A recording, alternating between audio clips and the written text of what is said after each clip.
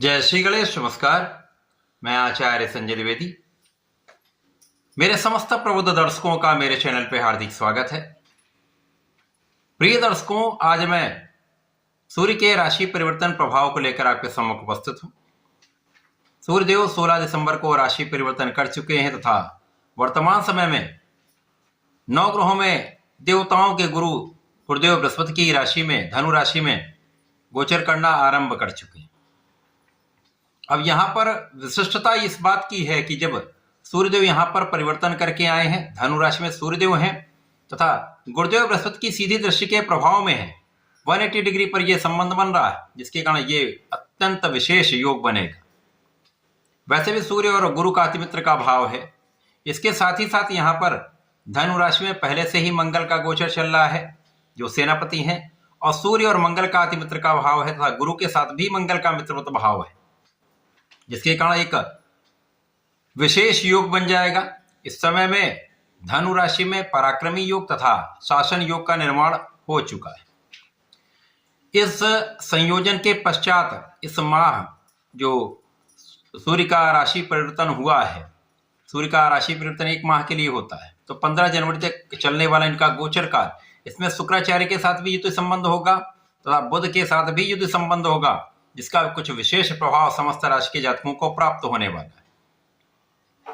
प्रिय दर्शकों, आज मैं धनु राशि के लिए सूर्य के राशि परिवर्तन का बनने वाले योग का किस प्रकार का परिणाम आपको प्राप्त होगा, किन किन भावों से आपको लाभ मिलेगा, कितनी सफलता आपको मिलेगी, कितना धन आपको प्राप्त होगा, अथवा कहीं पर कोई अवरोध या समस्या तो उसका क्या निराकरण है, संपूर्ण विश्लेषण मैं पूर्ण तर्क के साथ करने जा रहा हूं।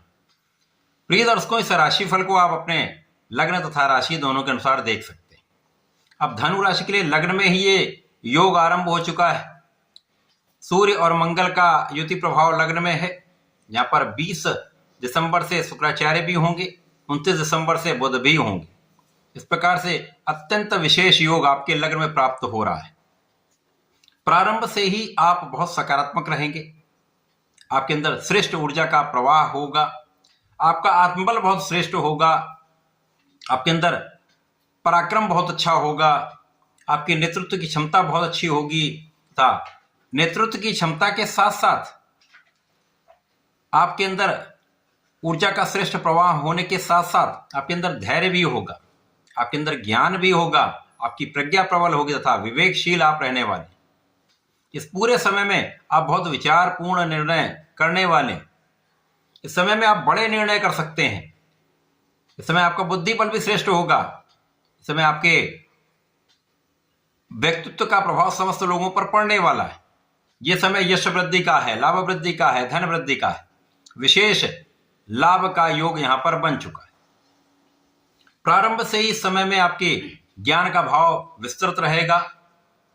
जो विद्यार्थी गण हैं उनके लिए बहुत अच्छा समय। आपका परिश्रम, आपका किया हुआ पराक्रम, आपका किया हुआ प्रयास आपको सफलता की प्राप्ति कराने वाला। आपके मन के अनुसार आपको फल की प्राप्ति हो सकती।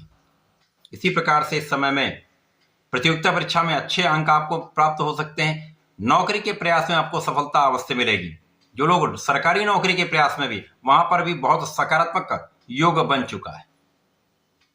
इस समय में अपने क्षमता को पहचानना अत्यंत आवश्यक है। यदि आपने अपनी क्षमता को पहचान लिया, सही दिशा में प्रयत्न किया, ऊर्जा का सही उपयोग आपने कर लिया, तो ये समय आपको सर्वश्रेष्ठ लाभ देने वाला है। सभी क्षेत्रों में विशेष लाभ प्रदान करने वाला है।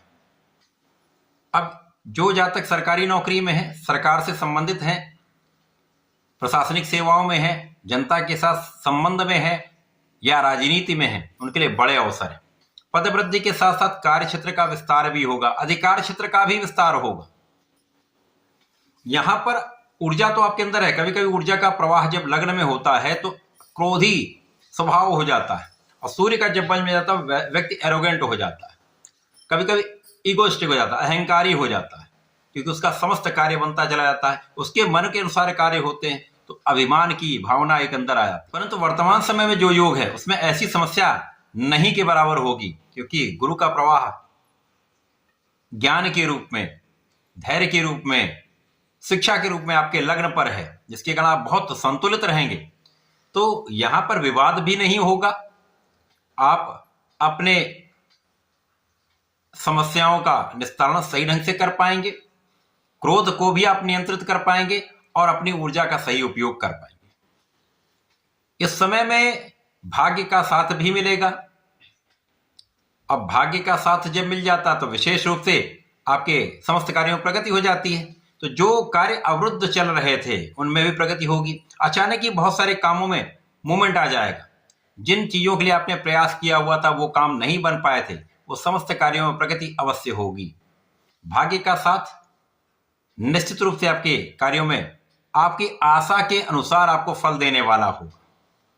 धर्म के मार्ग पर आप रहेंगे, आप आध्यात्मिक में रहेंगे, आपका ज्ञान भी बढ़ेगा। धर्म के क्षेत्र में आपका काम भी बढ़ने वाला है। आप धार्मिक अनुष्ठानों में पार्टिसिपेट कर सकते हैं, कुछ अच्छे कार्य कर सकते हैं। पिता का भी मान सम्मान बढ़ेगा, पिता का कार्यक्षेत्र भी अच्छा रहने वाला है। इस समय में जैसे जैसे ये समय आगे बढ़ेगा और कार्यक्षेत्र में विशिष्टता आती जाएगी, लोगों का सहयोग मिलेगा, उच्चाधिकारियों का साथ मिलता है, शासन प्रशासन का सहयोग मिलेगा। शासन प्रशासन से पूर्ण सहयोग तथा अच्छा लाभ आपको प्राप्त होता दिख रहा है। अब लाभ के स्वामी भी यहाँ पर पहुंच जाएंगे तो लाभ आपके मन के अनुसार बढ़ने वाला है। जो चाहेंगे आप इस समय में कर पाएंगे, क्योंकि मानसिक, शारीरिक तथा बुद्धि बल से आप श्रेष्ठ इस समय प्रभाव ले रहे हैं।